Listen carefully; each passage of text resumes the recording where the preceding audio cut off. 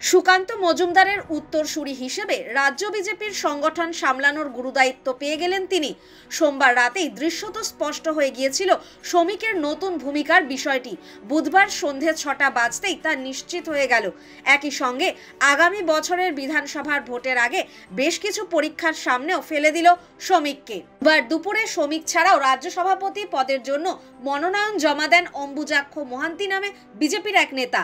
তিনি 2021 সালের বিধানসভা নির্বাচনে পটাশপুর থেকে বিজেপির টিকিটে প্রতিদ্বন্দ্বিতাও করেছিলেন। বিজেপির দিল্লির নেতৃত্ব নতুন রাজ্য সভাপতি হিসেবে শ্রমিকের নামই প্রস্তাব করেছিলেন বলে সূত্রের খবর। তবে বুধবার দুপুরে আচমকাই মনোনয়নপত্র জমা দেন অম্বুজাক্ষ। বিজেপির সাংগঠনিক নিয়ম অনুযায়ী সভাপতি পদপ্রার্থীর মনোনয়নপত্রে প্রস্তাবক হিসেবে 10 জন প্রদেশ পরিষদ সদস্যের স্বাক্ষর থাকতে হয়। বিজেপি সূত্রে খবর, অম্বুজাক্ষের মনোনয়নে 10 জনের স্বাক্ষর ছিল না, ফলে মনোনয়নপত্র স্ক্রুটিনির সময় সেটি বাতিল হয়ে গিয়েছে। একমাত্র বৈধ মনোনয়ন দলের রাজ্যসভার সাংসদ তথা রাজ্য বিজেপির প্রধান মুখপাত্র শ্রমিকেরই।